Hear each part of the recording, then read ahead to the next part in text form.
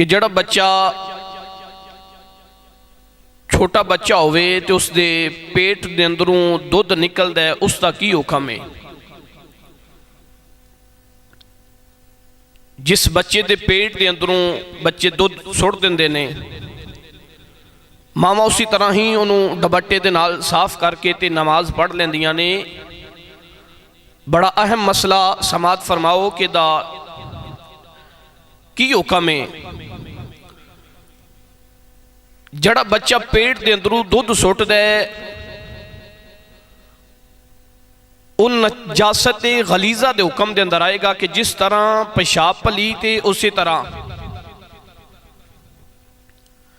जिस तरह पेशाब नजासत गलीजा है, उसी तरह जड़ा बच्चा दुध सुट रहा है वह भी नजासत गलीजा के हुक्म के अंदर आएगा।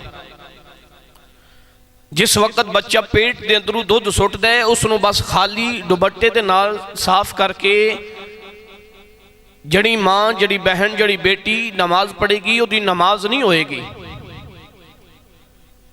बड़ा अहम मसला है कि नजासत गलीजा के हुक्म के अंदर आएगा। जड़ा बच्चा पेट के अंदरों दुध सुटदा पिया है, उसनों खाली दुपट्टे के नाल पूंज के ते बस साफ करके कि नमाज अदा कर ली, तो उस औरत की नमाज नहीं होएगी। ये नजासत गलीजा के हुक्म के अंदर आएगा। जिस तरह पेशाब पलीत है, उस तरह बच्चे के पेट के अंदरों आने वाला दुध नजासत गलीजा के हुक्म के अंदर आ जाता है।